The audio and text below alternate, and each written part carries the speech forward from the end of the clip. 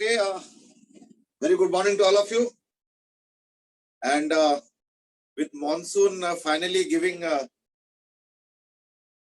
its strong signals, I hope it's monsoon out there.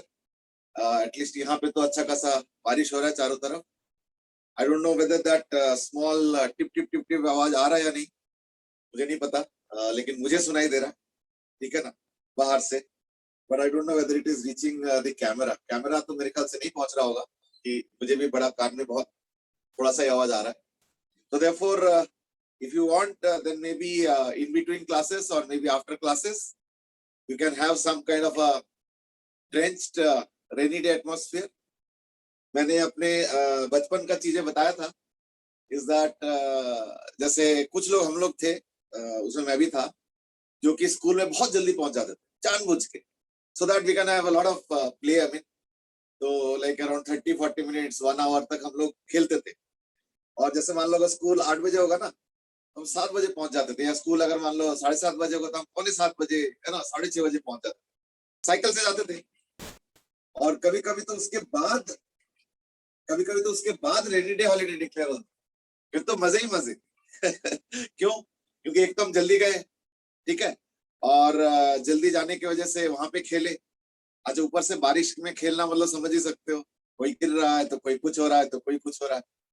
और फिर कभी कभी रेनी डे हॉलीडे उसके बाद डिक्लेयर हो जाता, तो फिर तो हम घर जाते थे आराम आराम से, है ना. That used to be our childhood memories. But unfortunately all are little lockdown.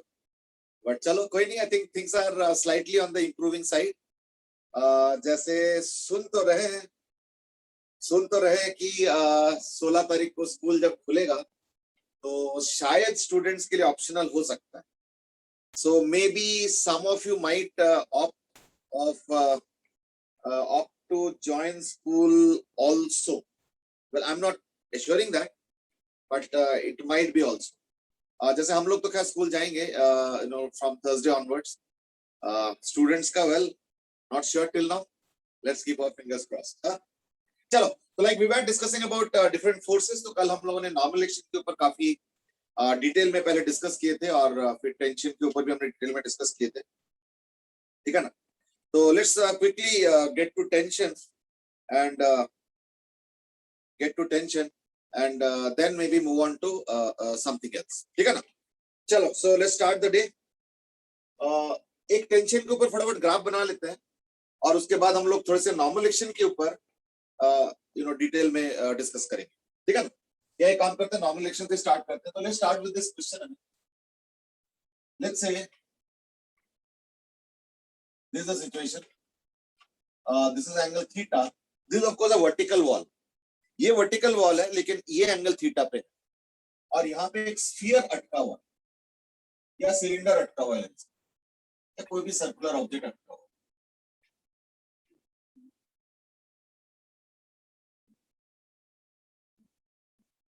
ठीक है.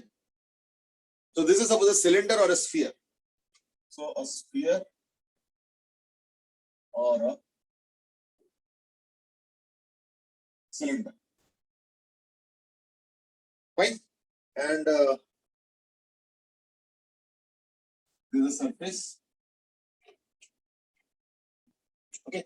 So surface, cylinder or sphere. अटका हुआ. You have to find out the normal action at each surface. So find n at each surface. इस context में मैं एक बार फिर से याद दिलाऊंगा, and that is about Lami's theorem, ठीक है ना.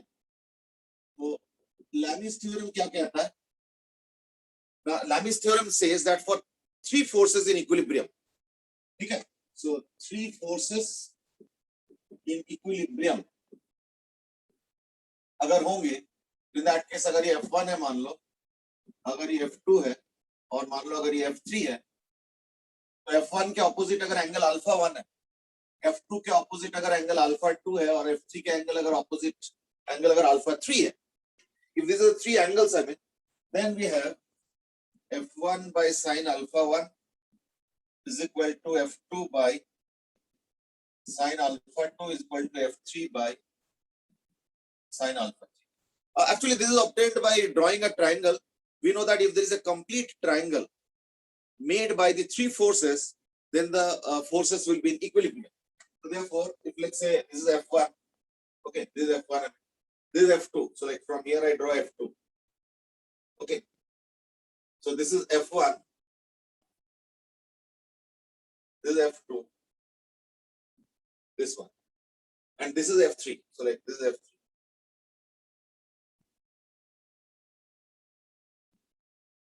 Okay. So then these three form a triangle. And if three forces form a complete any shape, I mean, it's not necessarily a triangle. For example, there might be 7 forces also. So if there are certain number of forces which form a complete figure, that means it represents equilibrium. Equilibrium means net force is equal to 0. That's the case. So now that forms a triangle. So you can apply triangle law now. And that's exactly what Lami's theorem is all about. Okay. So now before I start the discussion of this question, I would like to ask a little bit of questions, one or two of you.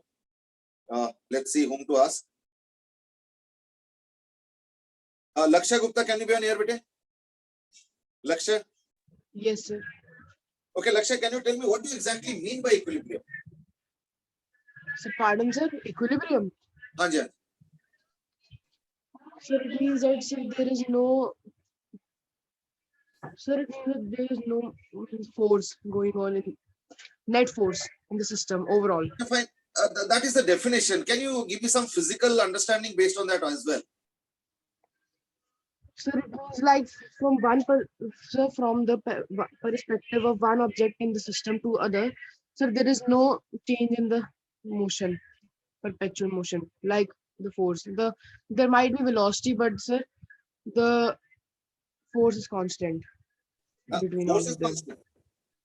Net force is 0 means the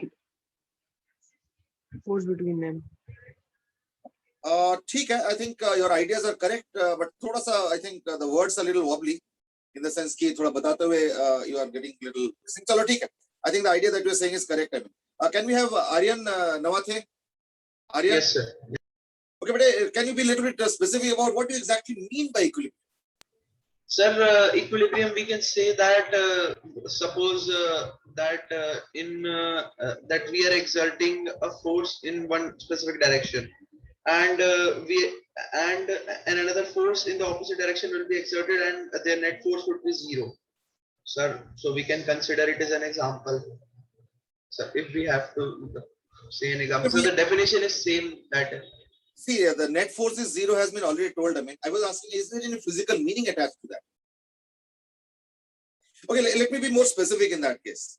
And that is, let me make a statement. A body in equilibrium is at rest. Now, true or false? False. False. Okay, why are you saying it is false? So because it might be motion, sir, it yes, might have velocity, sir, but it doesn't have acceleration. That's right. That means what? कई बार क्या होता है कि हम लोग equilibrium word को थोड़ा सा लाइक डाइल्यूटेड फॉर्म में हम लोग एक्सेप्ट कर लेते हैं कि शायद बॉडी रेस्ट पे है. रेस्ट पे तो खैर हो सकता है, उसमें कोई डिनाइंग वो नहीं है, लेकिन रेस्ट पे होना कंपलसरी नहीं. So that means what the concept is on two things. One is, of course, we will be studying in rotation chapter that the net force and the net torque must be equal to 0. But then net torque is not so relevant right now. So like for us right now in this particular chapter, net force is equal to 0 is the definition. And the physical meaning is that the body's acceleration will be 0. Okay. Now, actually the physical meaning is that the net momentum does not change.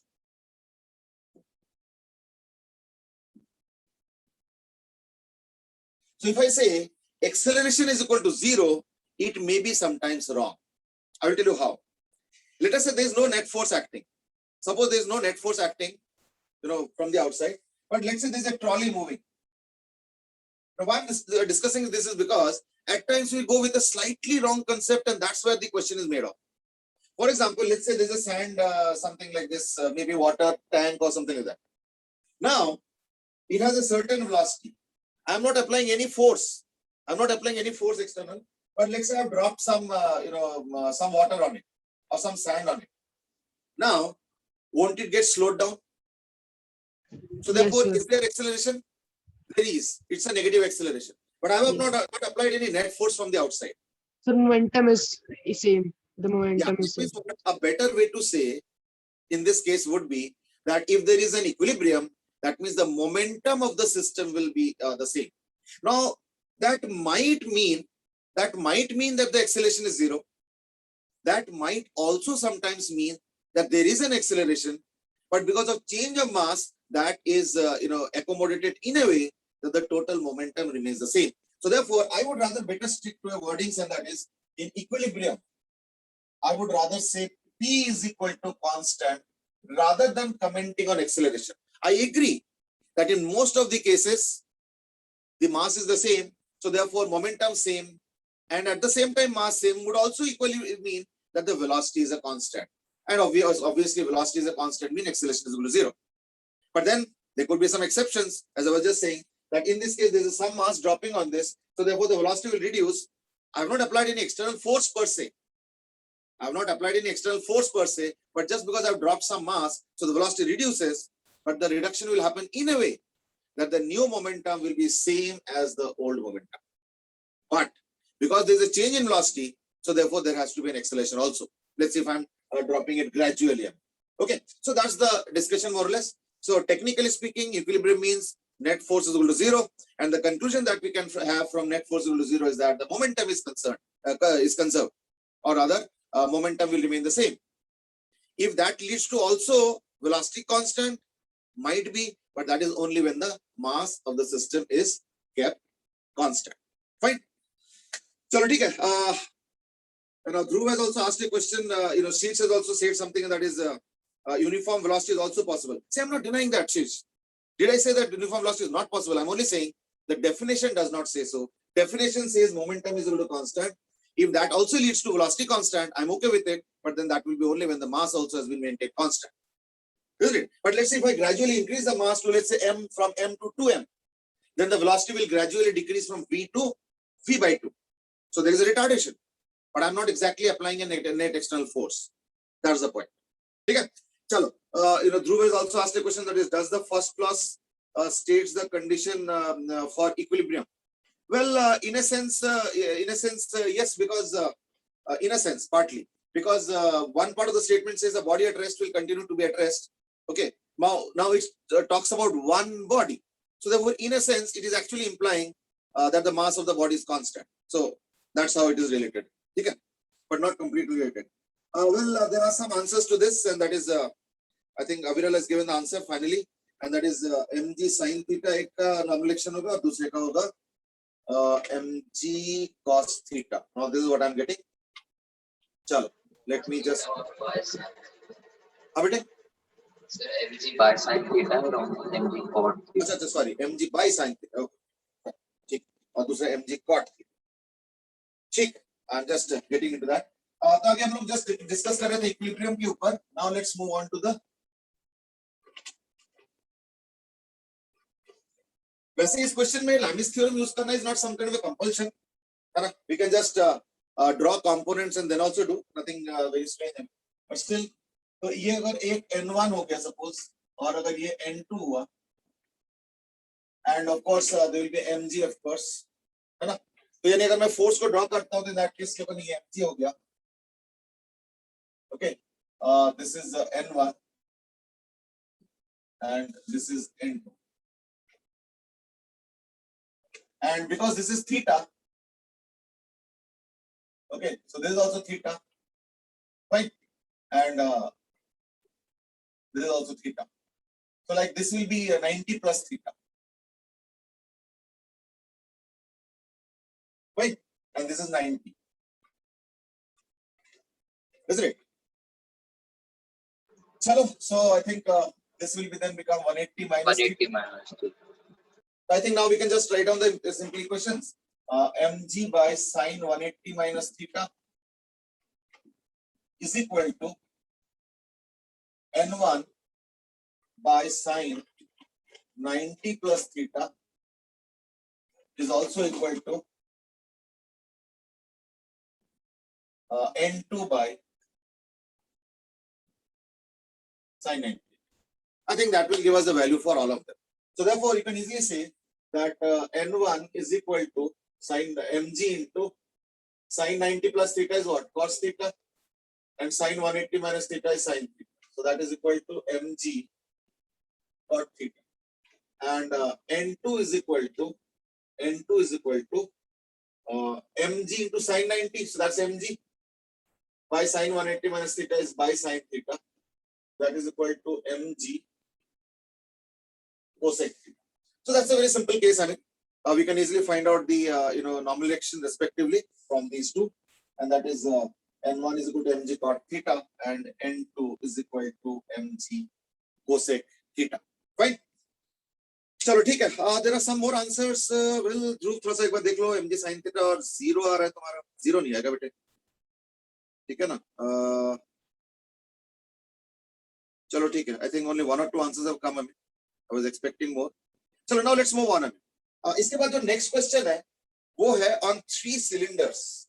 The next question is on 3 cylinders.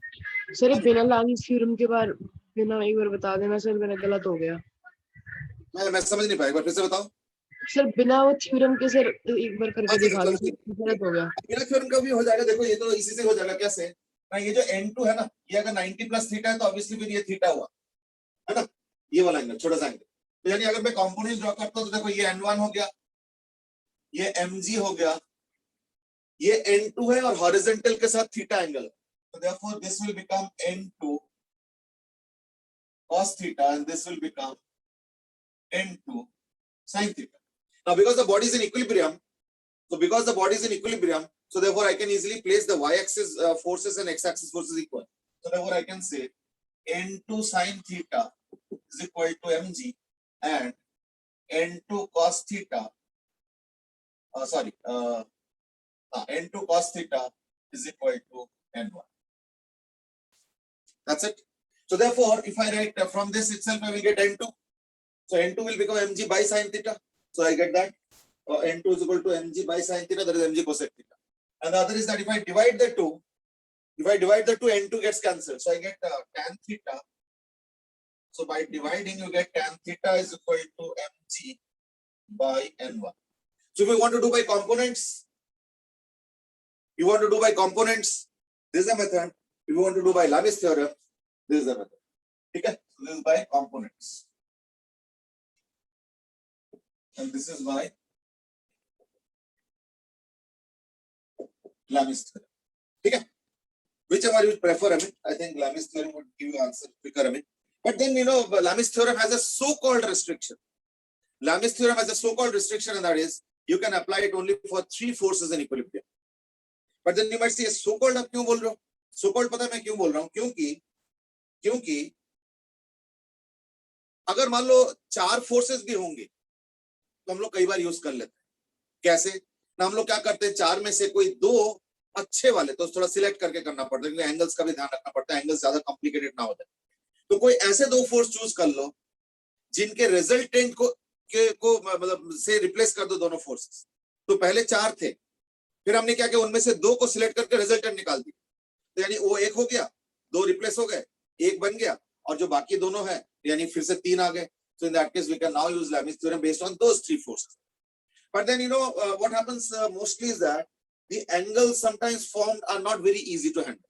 So therefore, though I am claiming that we can use it for 4, 5, 10, 20 forces also, Lamis theorem, but in general it's not so easy, especially mathematically. Why? Because generally if you take 2 random forces, the angles will be so complicated that maybe after that using Lamis theorem is more of a dampener than anything else.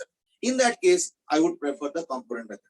So therefore, if there are 3 forces or maybe 4 forces, I will use Lamis theorem. But if there are more than that, I would rather prefer components rather than Lamis theorem. Fine. Okay.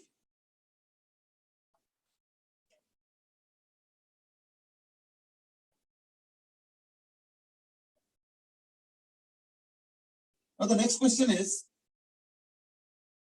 that there are 3 cylinders kept like this.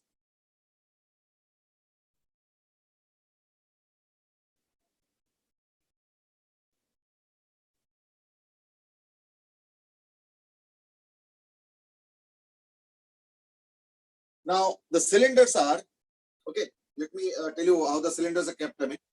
The cylinders are all radius r each. So these are, and these are. Now, how the cylinders have been kept? Well, this is how the cylinders have been kept. So, at one top of it. So this is how the cylinders have been kept on the ground. Now, these cylinders, if you keep like this, the middle cylinder will fall and the two cylinders at the bottom will move away. This is what is going to happen. But what I do is that I'm holding them by forces F and F each. So I apply two forces F from the sides. Question is, find out the minimum F required to hold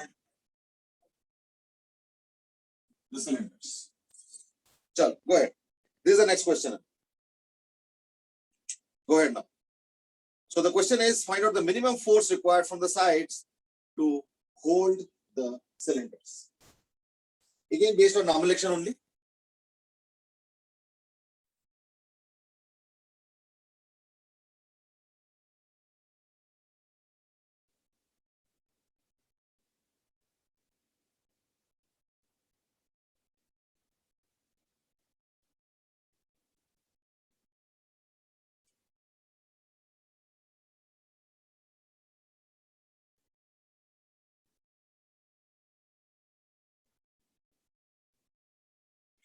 Of course, they are mass m each. Then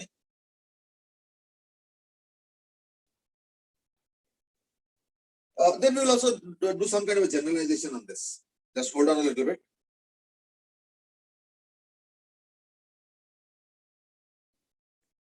Three cylinders.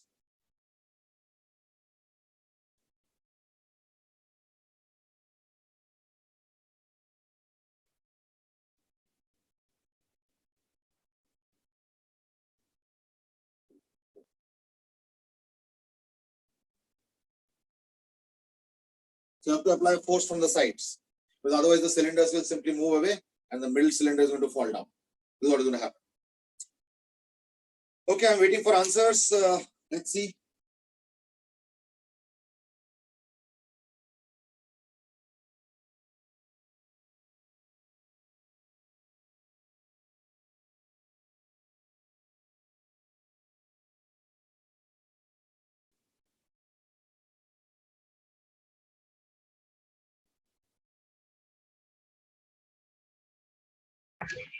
Sir, chat में लिखना answer. हाँ? Sir, chat में लिखना answer. हाँ, Okay, बिल्कुल. sir.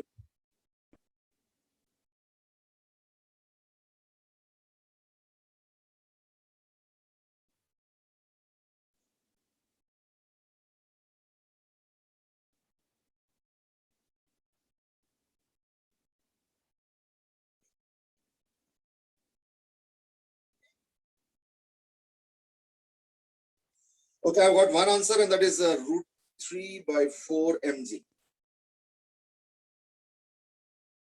Okay, what about others? Sir?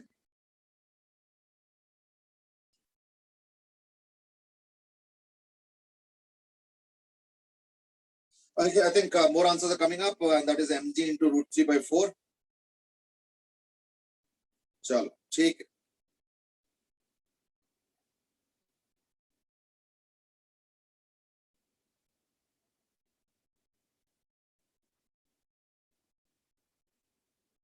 Chalo, I think more answers are coming up. Dhruv Goyal has also given the same answer. Chalo, let me quickly get to the answer. First of all, this is the nomination that this is going to experience. So the same nomination will be experienced in this, and the horizontal component of this nomination has to be equal to F. So these two nominations, and fortunately this is a triangle which is equilateral. है ना? ये भी 2r होगा, ये भी 2r होगा, ये भी 2r होगा. इसका बहुत बड़ा फायदा है, क्योंकि अगर मैं देखता हूं तो ये साइन ये 60 डिग्री है, तो therefore अगर ये नॉर्मलेशन होगा तो ये हो जाएगा n sin 60 degree. So therefore you have 2n sin 60 degree is equal to mg, and sin 60 degree is what? Root 3 by 2. So n is equal to mg by root 3. So that's the nomination.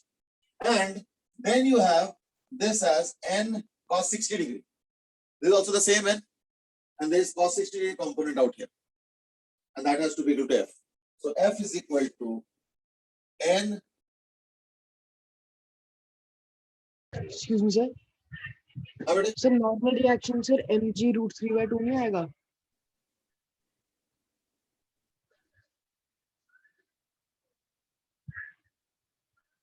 No actually क्या दो नॉर्मलेशन add करना ना, तो like n ये 60 degree है तो ये भी 60 डिग्री होगा, है ना? ये नॉर्मल मैं इस छोटे वाले मतलब मैं ऊपर वाले स्फीयर की बात कर रहा सर वो ऊपर वाले स्फीयर के अंदर ही सर वो ट्रायंगल बना है, सर उसको सर हम एकदम बीच में से सर काट सकते हैं, तो सर एकदम नीचे को जाएगी mg, तो सर दोनों साइड से 30 डिग्रीज एंगल्स है, तो सर दोनों साइड अलग अलग एक जाएगी, एक साइड जाएगी सर हूँ। ठीक है, कोई बात नहीं, mg√3/2। अगर कोई बात नहीं, अगर 30 डिग्री से करोगे तो वो cos 30 डिग्री आएगा। कैसे? ये देखो, अगर मान लो ऐसे करोगे 30 डिग्री, ठीक है, तो फिर ये नॉर्मलेशन n हो गया, तो n cos 30 डिग्री, तो n cos 30 डिग्री लिखो या n sin 60 डिग्री लिखो, क्या फर्क पड़ता है? लेकिन दो होगा, क्यों? इसका भी वर्टिकल कंपोनेंट और इसका भी वर्टिकल कंपोनेंट, यानी 2n sin 60 degree into mg, ये mg हो गया, यानी n is equal to mg/√3। और f क्या होगा? ये जो f होगा ये होगा इसी n का horizontal component, that is n cos 60 degree, so n cos 60 degree, that is half, so f is actually equal to mg/2√3। ठीक है, तो इसलिए इनिशियली जो आंसर्स आ रहे थे ना mg into √3/4, that those are not correct, तो एक बार ठीक कैलकुलेट सबका ही आ रहा था ये वाला, इंटरेस्टिंग, सर ठीक है ना? सर mg ऊपर वाले √3/4 स्फीयर की sir from Dhruv as well as Adit as well as Akshay, अब सर जाके डाउट है हमने दिया है mg/2√3, I think that's the correct answer। हाँ बेटे बोलो। सर, इसके अंदर सर सबसे ऊपर वाले स्फीयर के अंदर सर मैं ऐसे नहीं कर सकते कि जो सर नीचे को जा रही है mg है, तो सर cos 30 हमारी सर नॉर्मल रिएक्शन लग गई रूट हाँ तो वो √3/2 दो है, और फिर वो है सर ना, हमने एक इसका हॉरिजॉन्टल कंपोनेंट ले लिया, सर वर्टिकल की जरूरत नहीं थी। अरे क्या बात कर रहे हो? हॉरिजॉन्टल तो बैलेंस है, इसका तो हॉरिजॉन्टल इधर है, इसका हॉरिजॉन्टल इधर है, तो वो तो अरे नहीं सर, बैलेंस। नीचे के स्फीयर में कह रहा हूँ सर। हाँ तो अच्छा चलो कोई नहीं, वो तो करेंगे ही। ये जो नीचे वाला स्फीयर है ना, इसका हॉरिजॉन्टल कंपोनेंट है, तो वो यही नॉर्मलेशन का हॉरिजॉन्टल कंपोनेंट होगा, तो वही तो किया लास्ट में, n cos 60 degree is equal to f। ये देखो सर एक साइड वाले स्फीयर का भी तो नॉर्मल रिएक्शन, कौन सा? साइड वाले स्फीयर का जो इससे कॉन्टैक्ट। हाँ ये वाला ना, देखो मैंने क्या पूछा है, minimum f required to hold the cylinder. अब पता क्या है, ये आंसर क्या है, mg/2√3। सपोज तुम कहते हो नहीं mg/2√3 40 न्यूटन है, मैं तो ज्यादा लगाऊंगा, नो प्रॉब्लम। पता क्या होगा, अगर तुम 40 न्यूटन से ज्यादा लगाओगे ना, तो देखना यहाँ पे भी एक नॉर्मलेशन डेवलप होना स्टार्ट होगा। क्वेश्चन इज नॉट f, मतलब ये इनिशियली कॉन्टैक्ट। हाँ क्योंकि मिनिमम पूछा है ना, तो यानी मिनिमम मतलब जस्ट रोकना है बस मुझे। अगर तुम इससे ज्यादा फोर्स दोगे नो प्रॉब्लम, फिर पता क्या होगा, वो चीज यहाँ पे रिफ्लेक्ट करेगी।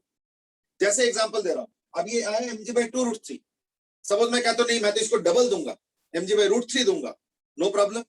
फिर पता क्या होगा, यहाँ पे एक नॉर्मलेशन भी डेवलप हो जाएगा, देखना, क्योंकि अल्टीमेटली इस स्फीयर को भी तो इक्विलिब्रियम में रखना है। तो ये mg/2√3 है और तुमने उसका डबल दिया है, तो यानी यहाँ पे बाकी बैलेंसिंग क्रिएशन हो। लेकिन क्वेश्चन का टोन देखो, मिनिमम एफ रिक्वायर्ड पूछा है, तो मिनिमम में क्या है ना, जस्ट उसको सेपरेशन से रोक लो बस। एक्सक्यूज मी सर, अगर तुम उससे ज्यादा दोगे तो इन दैट केस वो बीच का नॉर्मलेशन एक डेवलप होगा। बिल्कुल सही पॉइंट आउट किया, वो होगा लेकिन इस वक्त नहीं है क्योंकि मिनिमम पूछा। हाँ जी बेटे बोलो। सर ऊपर वाले के अंदर सर आपने वो जो दूसरे नीचे वाले स्फीयर लगा रहे थे नॉर्मल रिएक्शन, सर आपने वो ले लिया, सर मैंने डायरेक्ट वो लिया ना कि सर mg सर नीचे को जा रहा है, तो सर मैंने cos 30 दोनों साइड ले लिया, तो सर cos 30 फिर जो नॉर्मल फोर्स लगा रहा है ऊपर वाला स्फीयर वही आ गई ना डायरेक्ट, तो सर उसको मैंने फिर उसको हॉरिजॉन्टल कंपोनेंट फोर्स से इक्वेट कर दिया और सर फिर √3/4 mg आ रहा है, और सर वही सही नहीं होना चाहिए। नहीं पूरा सुनो, देखो पहली बात तो n का cos 30 डिग्री और इस n का cos 30 डिग्री, तो मिला के 2n cos 30 डिग्री हुआ वर्टिकली अपवर्ड फोर्स, जो कि इस स्फीयर को या सिलेंडर को मिल रहा है। अब उसके वेट को बैलेंस कर रहा है, तो यानी ये हो गया 2n sin 60 डिग्री। अब तुम बार बार 30 डिग्री कह रहे हो, तो मैं इसको रिप्लेस कर देता हूँ, 2n cos 30 degree is equal to mg। Solve करके n का वैल्यू वही आएगा, क्योंकि cos 30 डिग्री भी तो √3/2 है, तो 2 कैंसिल, यानी नॉर्मलेशन का वैल्यू आ गया mg/√3। सर आप क्या कह रहे हो, पर सर मैं ये कह रहा हूँ कि सर देखो सर, जो नॉर्मल रिएक्शन है तो सर वो cos मतलब सर mg cos 30 है सर पहले तो, नहीं ये कैसे कह दिया? सॉरी सर, गलत कह दिया सर mg डाउनवर्ड तुमने में क्या लग रहा कर है, दिया, तो mg सर के mg की दोनों कंपोनेंट साइड को से एंगल इसमें 30 डिग्रीज है, तो सर अगर हम वो सर mg की दोनों साइड एंगल 30 डिग्रीज है ना, तो सर अगर हम उसके कंपोनेंट में ले हम फोर्स, नहीं तो सर कंपोनेंट उसके नहीं कर कंपोनेंट में सकते। फोर्स सुनो कंपोनेंट नहीं कर सकते, इसके पीछे रीजन समझो। अगर तुम mg का कंपोनेंट इधर cos 30 डिग्री लेते हो, तो पता है क्या होता है, दूसरा कंपोनेंट यहाँ पे आएगा, इसके अलावा नहीं आएगा, फिर नहीं, तो उसको सर दोनों कैसे साइड बैलेंस हमने करेंगे? ले लिया ना इक्वल इक्वल सर, मतलब दोनों साइड 30 डिग्रीज ही है, हमें तो पता है ना बैलेंस हो सर। नहीं रहा ना, बैलेंस हो नहीं रहा, सर क्योंकि ये सिमेट्रिक है ना। एक मिनट, mg का ये जो कंपोनेंट है ना, अगर तुम इसको जबरदस्ती इससे बैलेंस कर दो, पता है प्रॉब्लम क्या है, ये वाला इससे बैलेंस तो हो नहीं सकता, ये तो लाइन ही अलग अलग, देखो ये बैलेंसिंग वाला आइडिया ही गलत है, इसलिए पहला आइडिया ही गलत होगी। नहीं पर सर इसलिए ये तो फिर सिमेट्री में है ना सर पूरा। नहीं, सिमेट्री है नहीं ना उतना, क्योंकि ये जो mg का एक कंपोनेंट बता रहे हो, चलो ठीक है, लेकिन जो दूसरा कंपोनेंट है वो इसके अलोंग नहीं है कि दूसरा नॉर्मलाइजेशन उसके mg के दूसरे कंपोनेंट को बैलेंस कर रहा है, वो नहीं हो रहा है। mg का दूसरा कंपोनेंट यहाँ पे होगा 90 डिग्री, सर और कंपोनेंट जबकि इन दोनों का जब एक मिनट, जबकि इन दोनों का एंगल 60 डिग्री है, इसलिए mg का एक कंपोनेंट ये नॉर्मलाइजेशन बैलेंस नहीं कर रहा है, क्योंकि mg का जो दूसरा कंपोनेंट है वो नॉर्मलाइजेशन के अलोंग नहीं है, वो अलग लाइन पे है, तो देखो ये दोनों बैलेंस्ड नहीं है, तो अगर ये दोनों को जबरदस्ती बैलेंस कर लिया और ये दोनों बैलेंस्ड है नहीं, फिर ये तो कंसेप्ट ही गलत होगी। तो देयरफॉर बैलेंसिंग एक्सिस के अलोंग कर, किसी भी लाइन पे पकड़ के बैलेंस मत कर, ठीक है ना, क्योंकि उसमें देखना पड़ेगा, क्योंकि अब पता है क्या होगा, ये वाला तो परपेंडिकुलर ठीक है, लेकिन इस लाइन पे पता है क्यों नहीं mg का कंपोनेंट और नॉर्मलाइजेशन बैलेंस हो रहा है, क्योंकि अब अगर तुम ये नॉर्मलाइजेशन देखते हो तो उसका एक कंपोनेंट इसके अलोंग आएगा, तो या तो इसके नॉर्मलाइजेशन का कंपोनेंट ये normalization equal to mg cos theta करो, mg cos 30, तब सही आएगा, but that means you are adding one headache after the other, है या नहीं? तो इसलिए मत करो, बट अगर तुम उस आइडिया से भी करना चाहते हो, means you what you are doing is that you are tilting the axis, I am not against it per se, लेकिन पता है क्या दिक्कत है कि mg cos theta normal reaction, चलो ठीक है, तो इस लाइन पे बैलेंस करना चाहते हो, तो इस लाइन पे तो इस फोर्स का भी एक कंपोनेंट बनेगा ना, n cos 60 डिग्री, या तो उसको भी लो, है ना, ये 60 डिग्री भी तो एक कंपोनेंट है, ये जो दूसरा नॉर्मल एक्शन उसका cos 60 डिग्री, तो यानी n plus n cos 60 degree will balance mg cos 30 degree, तो उससे करके देखो रिजल्ट वही आएगा, यही वाला आएगा, वो कोई दिक्कत नहीं है, पर ठीक से करो फिर उसको, यानी n plus n cos 60 degree, n cos 60 मतलब क्या होता है, n प्लस n/2 हो गया, है ना, इसका cos 60 वाला n/2, तो n plus n/2 is equal to mg cos 30 degree, तो mg cos 30 डिग्री कितना हो गया ना, √3/2 हो गया, यानी 3n/2, I'm going by your method, mind you, I'm now going by your method, तो 3n/2 is equal to mg √3/2, तो you know 2 cancel, यानी n कितना आ गया, mg √3/3, यानी so therefore correctly following your method, so correctly following your method also the same answer is coming, ठीक है, लेकिन तुमने क्या किया ना, एक्सिस को घुमा के और कॉम्प्लिकेटेड कर दिया, ये तो कितना सिंपल है, फटाफट इक्वेट किया, जल्दी से आंसर आ गया, 5 सेकंड में n का आंसर आ गया, उसके cos 60 कंपोनेंट ले लिया, आ गया, कितना आसान हो जाता है ना, ऊपर से cos 60 हाफ भी होता है, दैट इज सो इजी, है ना। चलो anyway, so that was the force F required to stop. अभी नेक्स्ट क्वेश्चन भी नॉर्मलाइजेशन भी है, और थोड़ा सा अलग क्या किया मैंने, इस बार रेडियस अलग बना देता हूं, so there was the same thing is there but with the cylinders having different radius.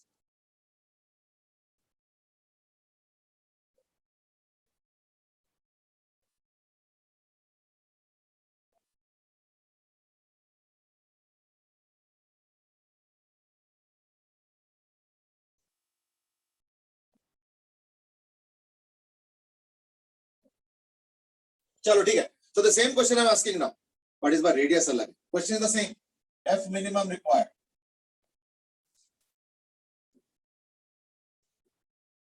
so ये हो गया स्मॉल m, ये हो गया capital M। Sir small R एक चीज बताओ मुझे, क्या ये आंसर कैपिटल M पे डिपेंड करेगा?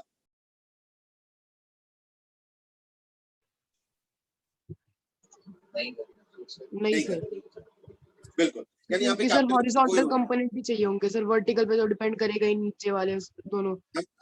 I'm not getting you exactly, बेटे, I'm not exactly getting you।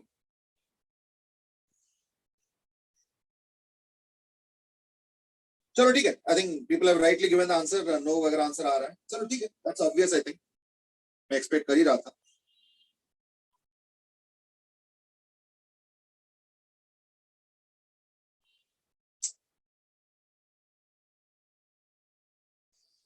Adhar has said कि I think he is taking components of mg. Yes, Adhar, he was taking components of mg, but in a little lopsided manner. Lakshya was doing that. तो कोई बात नहीं, मैंने उसके method से भी बता दिया। Adhar, just have a look at this. और वो थोड़ा कॉम्प्लिकेटेड सोच रहे थे, कोई दिक्कत नहीं, सोचने का तरीका है, गलत कुछ नहीं था, बस ये कि उस सोचने के तरीके से भी कैसे सही आंसर निकालना है वो भी मैंने पॉइंट आउट कर, ठीक है ना। चलो, now let's go ahead with this small r and capital R. This time it's little different.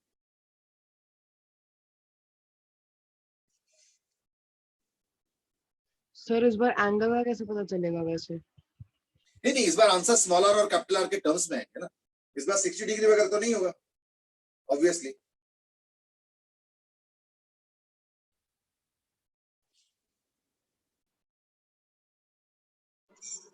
Sir जिसका आपने रेडियस मार्क नहीं करा उसका भी कैपिटल आ रहा है। थोड़ा तेज बोलोगे बेटे. जिसका आपने रेडियस मार्क नहीं करा उसका भी कैपिटल आ रहा है। हाँ, इसका कैपिटल R है, ये दोनों सिमेट्रिकल है, इसका तो कैपिटल R ही है. ओ बाप रे, अगर r डैश कर दो तो फिर तो क्वेश्चन बहुत डिफिकल्ट हो जाएगा. ये सारा सिमेट्रिक खत्म हो जाएगा, then it will be very tough. क्योंकि फिर ना यहाँ पे भी नॉमिनेशन डेवलप होने लगेगा, अगर छोटा बड़ा वो भी कर दो. I got your point. Excuse me sir, हाँ जी बेटे. सर जब हम पिछले क्वेश्चन में वर्टिकल वाला ले रहे थे उसमें हमने 2n लिया था और हॉरिजॉन्टल वाले में सिंगल n लिया था, तो फिर दोनों में डिफरेंस कैसे आया? नहीं, वो इसलिए क्योंकि ये वाला फोर्स इस स्फीयर को रोक रहा था, तो इस स्फीयर के ऊपर तो एक ही नॉमिनेशन लग रहा है ना, तो उसका जो हॉरिजॉन्टल कंपोनेंट. अच्छा सर, हमने एक ही स्फीयर कंसीडर किया था. नहीं, इधर से भी एफ मिनिमम लगेगा, इधर से भी तो एफ मिनिमम लग रहा था ना. देयरफॉर ये वाला जो नॉमिनेशन था उसके हॉरिजॉन्टल कंपोनेंट को ये वाला फोर्स रोक रहा था, और इधर वाला जो नॉमिनेशन था उसके जो हॉरिजॉन्टल कंपोनेंट था उसको ये वाला फोर्स रोक रहा था. सिंपल. ओके सर, ठीक है ना, दैट्स ऑल.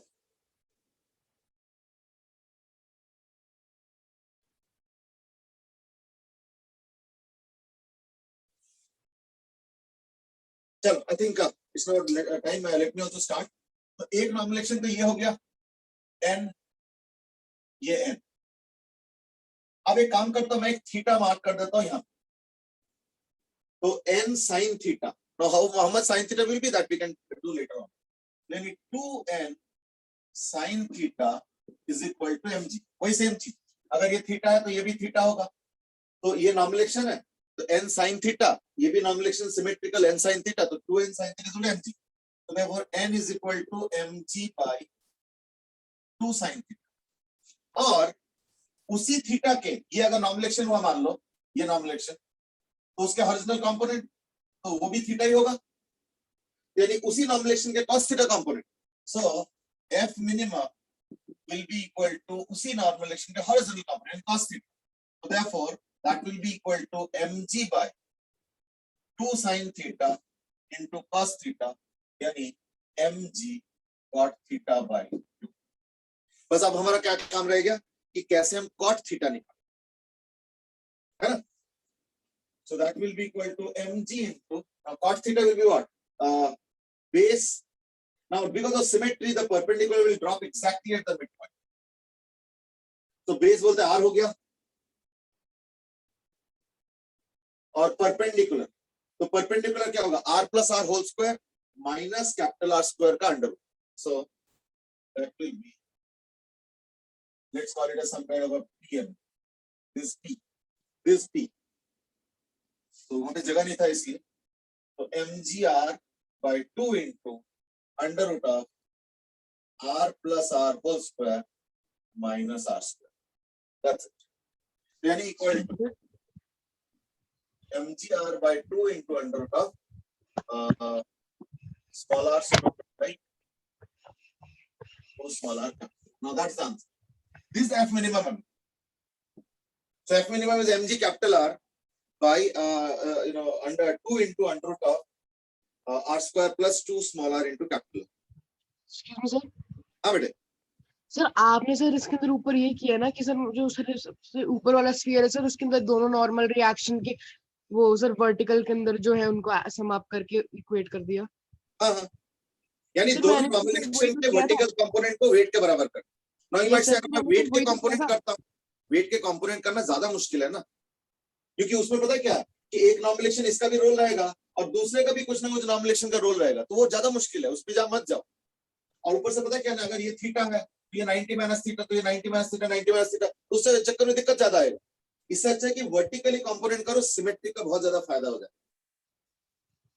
ये मेरा कहने का मतलब, जो तुम बार बार सोच रहे हो ना, you are not thinking wrongly, mind you, but still I am discouraging at this moment slightly, so you are not wrong, but I am slightly discouraging for this particular case. वैसे जनरली मैं encourage करता हूँ कि अलग अलग तरह से सोचो, कोई बात नहीं, कुछ छोटे मेथड होंगे, कुछ बड़े मेथड होंगे, बट हमें आइडिया सबके होने चाहिए। सर ऐसे तो सर नॉर्मल रिएक्शन का भी सर ऊपर वाले स्फीयर में मतलब सर लेफ्ट राइट में सर कंपोनेंट बनेगा सर। वो बैलेंस हो रहा है ना, सबसे बड़ा फायदा तो ये है, इसका जो है ना ये और इसका जो ये एग्जैक्टली बैलेंस सर कर रहा है। नीचे से भी सर नीचे से भी लेकर देखो सर, नीचे से भी बैलेंस ही हो रहा है सर, क्योंकि दोनों के बैलेंस इक्वली नहीं होगा ना, मैं बता दूं क्यों नहीं, क्योंकि देखो ये नॉर्मलेशन का आएगा इस तरफ, अब तुम mg का कंपोनेंट इधर लोगे ना, तो वो जो दूसरा नॉर्मलेशन उसका भी एक कंपोनेंट इधर लेना पड़ेगा, यानी पहला वाला नॉर्मलेशन प्लस दूसरे वाले नॉर्मलेशन का component is equal to mg का ये वाला component. That's a headache actually. नहीं सर, मैं पता क्या कर रहा हूँ सर, एक्चुअली सर वो जो कंपोनेंट है सर मतलब mg का, सर मैंने नीचे डायरेक्ट mg ले लिया और फिर सर अच्छा सर समझ गया समझ। नहीं नहीं, अब तो तुम और कुछ कर रहे हो। अब नहीं तो सर तुम मैं अब mg, समझ गया सर, आप क्या कह रहे थे सर, वो नॉर्मल रिएक्शन के भी कंपोनेंट बन गए ना ऊपर साइड हाँ, से। दूसरे वाले नॉर्मलेशन में भी कंपोनेंट बनेगा। Yes, sir. But you know what, I like the discussion. बेशक हम एग्जाम में ये एनकरेज नहीं करेंगे, but I am liking it because you know it gives us a perspective कि ऐसे जरूरी नहीं कि ये वाला एक्सिस से ही करेक्ट आंसर आएगा। मैंने दूसरे मेथड से, देखो तुम्हारे वाले मेथड से भी मैंने करेक्ट आंसर निकाल दिया और वो इस केस में भी वैलिड है, but that's getting into a little bit of headache, तो इसलिए मैं इसको अवॉइड कर रहा था, बट एक बार के लिए कर दिया था पिछले बार, बट इस बार मैं इसलिए अवॉइड करूंगा। अब तो sin theta cos theta tan theta उतना आसान भी नहीं, अब वो 60 डिग्री वाला सिमेट्री भी चला गया, तो why get into those headaches, इसलिए मैंने एनकरेज नहीं, समझ ना। Dhruv Sandile, your comment is very correct. Now, what Dhruv is saying is that, Dhruv, I try to understand, is that कि पिछले बार लक्ष्य के मेथड से भी आंसर जल्दी आ गया था, कोई ज्यादा टाइम नहीं लगा था, क्यों? क्योंकि एंगल्स अच्छे थे, बिल्कुल सही बात। इस बार एंगल्स उतने अच्छे नहीं है, तो I would rather not so much encourage the thinking that you are proposing कि इसको एक्सेस ले। क्यों? क्योंकि सिमेट्री की वजह से वर्टिकल और हॉरिजॉन्टल एक्सिस बेटर बेटर बोला, करेक्ट और रॉन्ग नहीं बोला, रॉन्ग करेक्ट तो नहीं। Okay, now let's move on. So that was a question. हमें इसके बाद जो नेक्स्ट क्वेश्चन है वो भी इसी लाइंस पे है, पर थोड़ा सा अलग है। कैसे? इस बार मैंने क्या किया, 3 स्फीयर्स रख लिया ग्राउंड और उसके ऊपर एक और स्फीयर रख दी, और अब तीनों पे फोर्स लगेगा। यानी मैं अगर इसका टॉप व्यू बनाता हूं तो क्या होता है, 3 स्फीयर्स ऐसे रख दिया। फिलहाल एक काम करते हैं, इक्वल साइज का ही करते हैं, ठीक है? ये 3 स्फीयर्स है और इनके ऊपर एक और स्फीयर रख दिया, ऐसे कर, तो like all are of mass m, all of mass m and radius r each. चलो गो अहेड, सबके मास m है और सबके रेडियस कैपिटल R, और तुमको क्या करना है, फाइंड आउट f मिनिमम। इस बार f मिनिमम सब में लगेगा, फाइंड, मेरे असल में है ना, इस बार 3 स्फीयर्स ऐसे रखा है, यूं ऐसे, और उसके ऊपर एक और स्फीयर रखा है, यानी 3 ऐसे ऐसे स्फीयर रखा है ट्रायंगल के फॉर्म में, और उसके बीच में जो एक स्पेस बनता है ना, कैविटी तो नहीं कहूंगा बट जो भी है, वहां पे एक और रख दिया, ठीक है? And then we are trying to find out you know the force minimum required. चलो go ahead. Almost the same question, nothing much very different. I mean,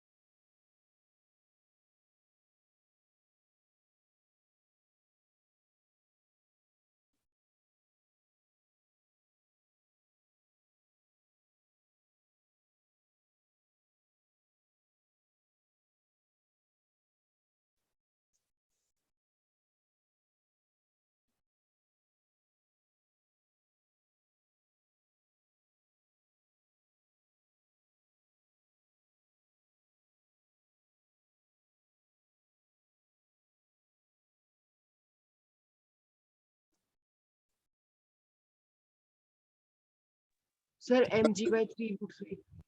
mg by 3√3. Okay, एक आंसर आ चुका है। ये ना चैट बॉक्स पे लिख दिया करो, ठीक है ना।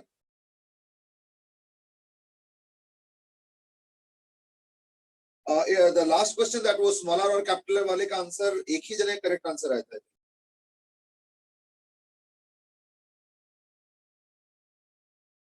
No, I think Ishita and Aryan both got it right, last question का आंसर। बट कम जने के करेक्ट आ रहे हैं, मतलब ऐसा नहीं है। If people attempt make serious attempt you will get it right. Aviral has now just given an answer and that is mg by √3. फिर इस बार तीनों को कॉन्टैक्ट में रहना पड़ेगा इस टेबल में अब शायद। बेटे थोड़ा सा इस बार तीनों को जो नीचे वाले स्फीयर है उन तीनों को कॉन्टैक्ट में रहना पड़ेगा। इसमें सिर्फ लग रहा है कि एक ही का कंपोनेंट है। हाँ ठीक है, वो तो देखो ऐसा ना, वो तो मिनिमम वाले के लिए तो वही हम कर रहे हैं। कॉन्टैक्ट तो हम रख ही रहे हैं। कॉन्टैक्ट इन द सेंस कि फिजिकल कॉन्टैक्ट तो नहीं बोलेंगे, it's called as geometrical contact. Okay, Shashwat says कि मैंने पिछले बार का आंसर नहीं भेजा क्योंकि बहुत बड़ा था। सर मैंने भेजा था। अच्छा भेजे, नहीं शाश्वत was सही था। चलो कोई नहीं, थोड़ा सा मेहनत किया करो। टाइपिंग का स्पीड बढ़ेगा। You know, I don't know how many of you can do it, but I can more or less type 90% without seeing the keyboard. और ये ऐसे नहीं हो जाता, इसके लिए अलग से सीखना पड़ता। और मुझे याद है कि जब हमने क्लास 12 किए थे और कॉलेज ज्वाइनिंग के बीच का जो टाइम था, अच्छा हमारे टाइम पे इतने सारे वो सब नहीं थे। हमारे टाइम में मोबाइल तो था ही नहीं, तो therefore we had very less options to do something beyond our curriculum. तो क्लास 12 के बाद मैंने एक्चुअली टाइपिंग स्कूल ज्वाइन किया। इमेजिन करो। क्यों भाई, कुछ तो एक्टिविटी रखें, because I was interested in lot of activities. हमें तो कभी बातें करेंगे। तो लाइक मैंने टाइपिंग ज्वाइन किया था और वहां पे वो जो पुराने कीबोर्ड्स नहीं होते खाट खाट खाट दबा के, तो ये एक एक फिंगर पे ना फोर्स लगाना पड़ता था। अच्छा, जो न्यू टाइपिंग सीखते हैं ना, उनको अच्छे वाले टाइपिंग वाले मशीन देते नहीं थे। तो जो पुराना थोड़ा सा खराब सा हो गया, जो कि यूज नहीं होता है, वो वाला देते थे। और वो वैसे ही जंग पकड़ा हुआ वाला था। तो एक एक फिंगर, खास करके जो लिटिल फिंगर में जो कीज दबता था ना, वो तो कई बार दबते ही नहीं थे, तो बस दबाते रह जाओ, ठर करके अटकता था वो। तो उस कीबोर्ड से हमने मोरलेस सीखा है। एंड दैट्स व्हाई नाउ मोरलेस I can type without looking at the keyboard around 80-90%। थोड़ा बीच में देखना पड़ता है क्योंकि अब तो कीबोर्ड चेंज हो गए ना, फंक्शन कीज वगैरह।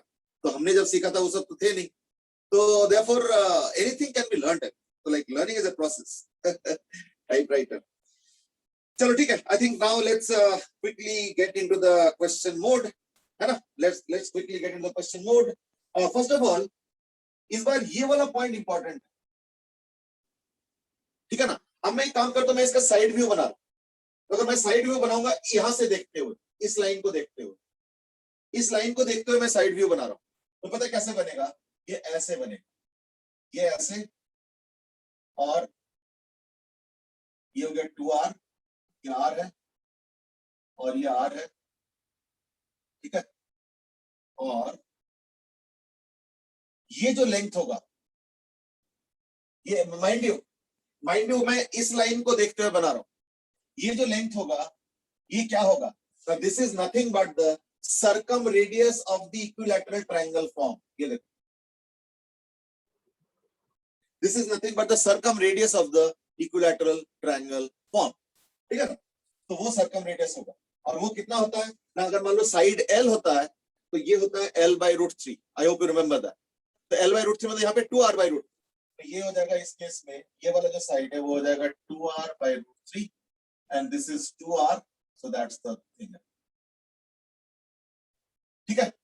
तो अब क्या होगा ना, ये जो mg है, ये mg है, और इस बार जो नॉर्मलेशन है, तो अगर मान लो इसको थीटा मान लो, तो इस बार जो नॉर्मलेशन का कंपोनेंट होगा, सॉरी,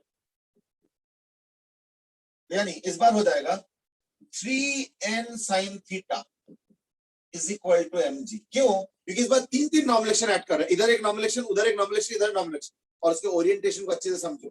ये डिस्टेंस मैं इस लाइन को ड्रॉ कर रहा हूं, तो ये डिस्टेंस 2R by √3 और ये 2R है। तो देयरफॉर अगर मैं cos थीटा निकालता हूं, या क्या चाहिए मुझे, चलो देख लेता हूं, 3n sin theta is equal to mg। और ये जो n आया इधर, तो वही n इधर भी आएगा, और ये भी थीटा है, तो जो एफ मिनिमम चाहिए होगा, so f minimum is equal to n cos theta. Now n is equal to, in this case, mg by 3 sin theta. So therefore f minimum is equal to mg by 3 sin theta into cos theta, यानी mg cot theta by 3. पर इस बार theta थोड़ा अलग type का है. Theta कैसे निकलेगा ना, cot theta is basically base by perpendicular, base हो गया 2r by root 3.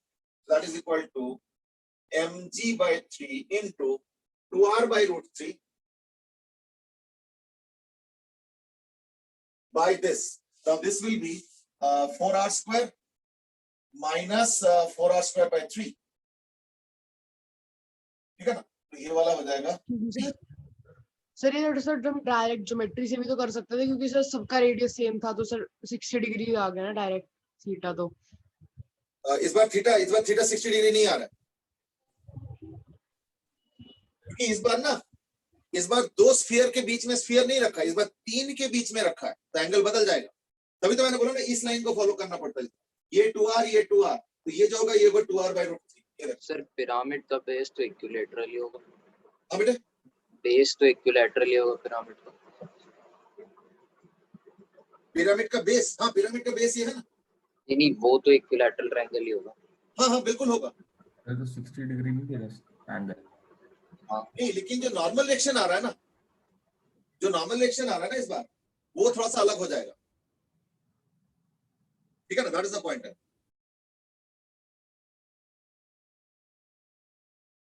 इस बार ओरिएंटेशन बदल गया ना. देखो पिछले बार क्या था, ये था, तो इनको ज्वाइन करके भी इक्विलैटरल ट्रायंगल बन रहा. ठीक है ना, तो देयरफॉर नॉर्मल एक्शन एकदम 60 डिग्री पे था, और इस बार क्या होगा ना, इसके बीच में आ गया, तो ये चक्कर पड़ रहा है. इसलिए इस बार 60 डिग्री नहीं होगा. ये जो एंगल है ना, ये 60 डिग्री नहीं होगा. Theta is not equal to 60 degree this time. वही थीटा ही तो कैलकुलेट कर रहा हूं मैं, क्योंकि मुझे cot थीटा चाहिए है ना. तो cot थीटा में एक हो गया बेस और एक है परपेंडिकुलर क्या होगा, 2r का whole square minus 2r by root 3 का होल स्क्वायर अंडर. यानी 2r into root under 2 by 3 है ना. 2r बाहर कर दूंगा तो 1 minus 1 by root 3 का होल स्क्वायर, तो यानी 2 by 3, यानी upon 2r by root 3 upon ये आ जाएगा 2r into root under 2 by 3. So 2r into root under 2 by 3. ठीक है ना, तो 2r तो कैंसिल हो गया, और root 3 भी कैंसिल हो जाएगा, है ना. यानी 3 root 2 यानी equal to mg by 3 root 2. That is answer this time.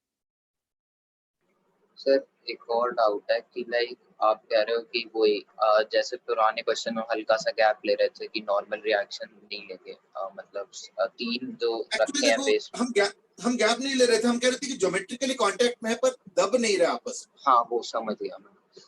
तो लाइक इसमें भी वही करेंगे, क्योंकि इसमें लाइक हम देखते हैं ना कि 3 स्फीयर रखे हैं, उनके ऊपर स्फीयर रखे हैं, तो लाइक कभी स्टेबल ही है सर वो फिगर. स्टेबल तो है, स्टेबल नहीं, स्टेबल पे कब हमने डाउट क्रिएट किया. आई am not raising a doubt on the stability. I am only saying कि इस बार जो नॉर्मल रिएक्शन होगा ना, वो ग्राउंड के साथ 60 डिग्री नहीं करेगा. सर मैं 60 डिग्री वाली बात नहीं कर रहा, मैं कह रहा हूँ कि ये n plus n cos 60 क्यों लिया, सिर्फ n cos थीटा क्यों लिया 60 31 में. नहीं एक्चुअली देखो, मैं आपको समझ में आएगा. देखो एक मिनट रुक जाओ. देखो एक्चुअली पता क्या है, अगर 3D में थोड़ा सा मैं सामने हूं नहीं, तो मैं कैमरा से, तो कैमरा में जो प्लेसमेंट 2D हो जाता है, बट अगर मैं सामने होता तो मैं बेटर एक्सप्लेन कर सकता हूं. बट कोई बात नहीं, फिर भी मैं ट्राई कर रहा हूं. देखो एक नॉर्मलेशन ऐसे, एक नॉर्मलेशन ऐसे, और तीसरा ऐसे. तो इनके जो वर्टिकल कंपोनेंट्स है वो ऐड हो गया according to n sin theta, तो देखो 3n sin theta, 3n sin theta mg. अब इनके जो हॉरिजॉन्टल कंपोनेंट्स होगा वो होंगे 3n cos थीटा. पता है कैसे होगा, अगर टॉप व्यू देखोगे ना, तो पता है क्या होगा, हॉरिजॉन्टल कंपोनेंट्स ऐसे आएंगे 3n cos theta, 3n cos theta, 3n cos theta. इस तरीके से 3n cos थीटा के 3 कंपोनेंट्स हॉरिजॉन्टल भी आएंगे, लेकिन नो प्रॉब्लम, सिमेट्री. तो वो खत्म हो जाएगा ये चीज। और जो वर्टिकल है, वो वर्टिकल तो दिख नहीं रहा ना, वर्टिकल ऐसे n sin theta sin theta n sin theta n sin theta, तो ये 3n sin theta वर्टिकल, वो mg को बैलेंस कर रहा है, क्योंकि इस बार mg इस तरफ है, क्योंकि हम तो टॉप व्यू बना रहे हैं ना, ये तो mg इस बार इस तरफ है, तो वो mg को बैलेंस कर रहा है 3n sin theta, ये देखो। और जो हॉरिजॉन्टल है वो आपस में ही खत्म हो जाएगा, कैसे? 3n cos theta 3n cos sorry n cos theta n cos theta n cos। Sir base वाले स्फीयर्स हमेशा सिर्फ ज्योमेट्रिकली कॉन्टैक्ट। हाँ नहीं, that is for f minimum. हाँ इसमें हाँ f मिनिमम, बिल्कुल f मिनिमम के लिए यही है। अब एक काम करो, now just to raise the challenge level slightly, ठीक है ना, इसी क्वेश्चन को दोबारा करो। इस बार एक काम करो, इनको सर एक बार आप इसमें से एक बार रिप्रेजेंट करके बता दोगे सर, आपने थीटा कौन सा लिया था? देखो थीटा पता क्या है, इस बार ना थोड़ा सा समझो कि कांटेक्ट पॉइंट कहाँ पे है, वो समझो। यस कांटेक्ट सर, वो पॉइंट समझ गया, क्योंकि सर वो जो ऊपर वाला सर्कल है सर, वो 2r से थोड़ा कम पे नीचे है ना सर, तो इसलिए हम हाँ। डायरेक्ट 60 डिग्री नहीं ले सकते। पर सर आपने थीटा लिया कौन सा है? हाँ एग्जैक्टली, ये जो वर्डिंग यूज करो एकदम परफेक्ट है। हाँ, क्या बोल रहा हो? आपने सर थीटा लिया कौन सा है सर, एक बार बता दो, मतलब समझ थीटा नहीं आया लिया सर है, कॉन्वोल्यूशन का जो ओरिएंटेशन है ना, ग्राउंड के साथ थीटा लिया, अच्छा ओके सर। हॉरिजॉन्टल के साथ थीटा, ये देखो हॉरिजॉन्टल है, हॉरिजॉन्टल कौन सा लाइन, ये वाला, क्योंकि नॉर्मलेशन इस बात में पता है ऐसे लग रहा है कुछ, और इसका ऐसे लग रहा है, और इसका ऐसे लग रहा है कुछ इस तरीके से, so that's what is happening here, ठीक है। तो इसलिए इस बार आंसर आ गया mg अपॉन नहीं, मैंने शायद गलत लिखा है, mg बाय क्या आ रहा है, 2mg बाय 3 आ रहा है ना, आई थिंक √2 बाय 3 आ रहा है, गलत लिखा है, क्योंकि एक 2 और √2 खत्म होगा ना फिर ये, ठीक है ना, मैंने गलत, अरे सर वो 2r ऊपर का और नीचे का अच्छा 2r तो ठीक है, कैंसिल ही हो गया ना, तो चलो फिर सही लिखा था आपने। ठीक है पूरा ही cancel, ठीक है, सो राइट mg बाय 3 √2, ओके ठीक, इट्स ओके, वो मुझे 2r का 2 नहीं दिखा, चलो ठीक है। तो यानी अब मैं काम करता हूँ, इसी क्वेश्चन को दोबारा दे रहा हूँ, बट इस बार मैंने क्या किया, थोड़ा स्फीयर का साइज छोटा कर, यानी बड़ा भी कर सकते हो, तो ये हो गया r, ये हो गया r, ये भी हो गया r, और इस बार थोड़ा छोटे स्फीयर लगा दिया, तो यानी ये हो गया स्मॉल r और ये हो गया कैपिटल R। चलो अब इसको जनरलाइज करो, इनफैक्ट अगर पता क्या है, ये वाला क्वेश्चन अगर हम पहले करते और अगर स्मॉल r के जगह कैपिटल R पुट करते, तो इन दैट केस आंसर ये आना चाहिए, तो इसलिए मैं आंसर को मैं रिजर्व कर लेता हूँ mg बाय 3, बाद में चेक कर लेंगे, ठीक है। Now go ahead with the same question, और इसका जो मास है वो है suppose m, question is the same, find out the minimum force required.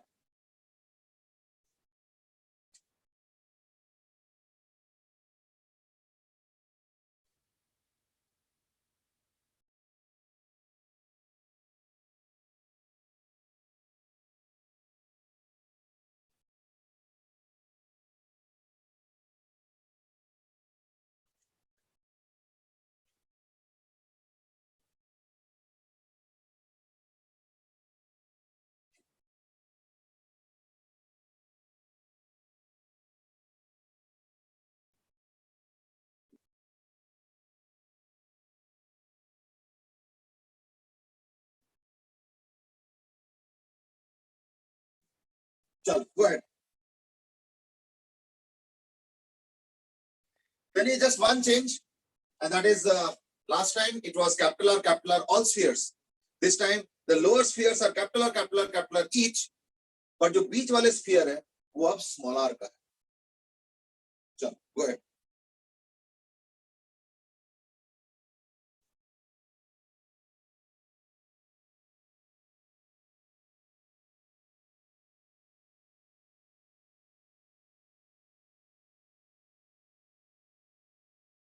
See, these are more or less questions that will challenge the mind and will develop the concept of nomenclature. Fantastic.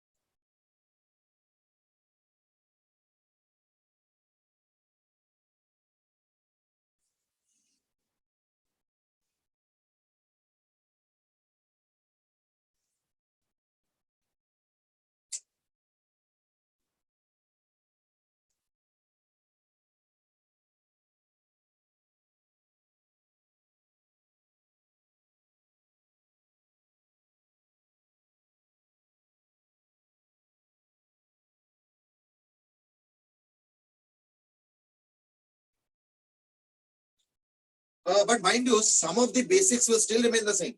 That will not change. That you must take care. कुछ basics नहीं बदलने वाला.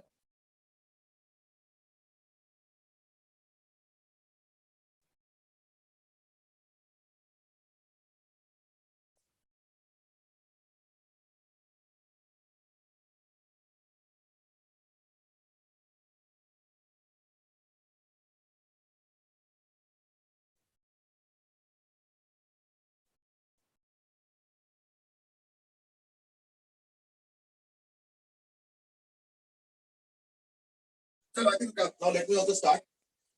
Sir 2 minute बस. हाँ तो चलो मेरा वाला मत देखो. Maybe you can start on your own. But in the meanwhile, let me also start. तो इस बार ये हो जाएगा कि ये तो स्मॉल आर है और ये हो गया कैपिटल आर. सर आंसर आ गया सर, कंफर्म करूं? एक सेकंड. नहीं तो एक काम करो ना, मैसेज के थ्रू लिख दो. थोड़ा सा बेशक टाइम लगेगा. सर अभी तो बहुत time है. लंबा है सर. हाँ कोई बात नहीं, बट इतना टाइम तो है.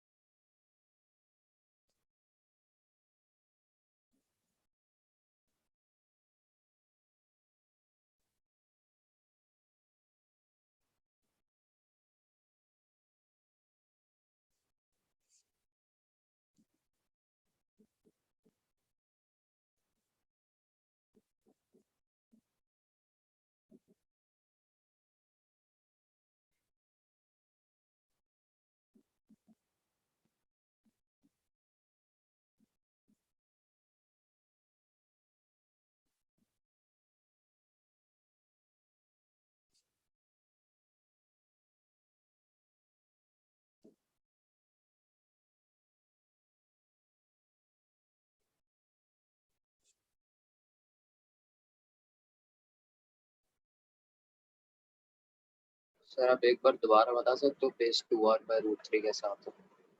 वो एक्चुअली पता है क्या, ये देखो ऐसे करते हैं. ये देखो यहाँ ये वाला लेंथ मुझे चाहिए. तो this is nothing but the circum radius of the equilateral triangle. और हमें पता है कि अगर कोई इक्विलेटरल ट्रायंगल होता है L रेडियस का, इन दैट केस उसका जो सर्कम रेडियस होता है that is equal to L/√3. तो L/√3 की जगह 2r/√3. ठीक है ना. तो दैट्स 2r/√3. देन ये F मिनिमम हो जाएगा equal to n cos theta. Sir वो तो सर सिंपल ट्रिग्नोमेट्री से निकल गया 2r/√3. हाँ तो जैसे मर्जी करो, इट डजंट मैटर. वो तो ऐसा है ना कि यू नो अगर इसको सर्कम रेडियस मानते हो, in that case circum radius का cos 30 कंपोनेंट क्या होगा, r के बराबर हो. तो आ गया उस. इसके अंदर सर r + r होगा सर. सर आपने गलत लिखा सर. हाँ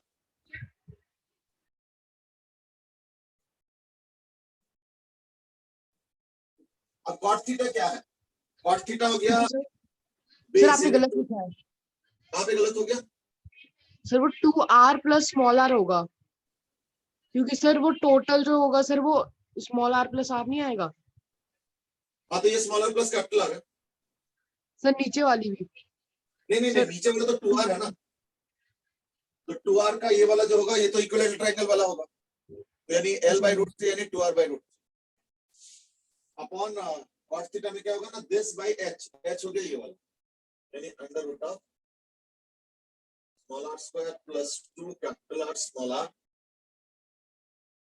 minus r square by 3.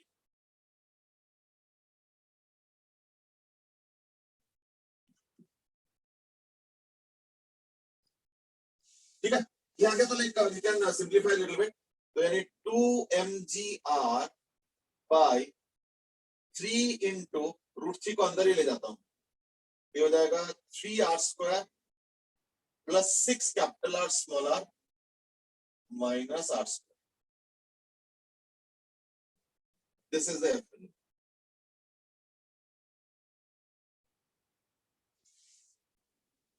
ठीक है, now you can get it.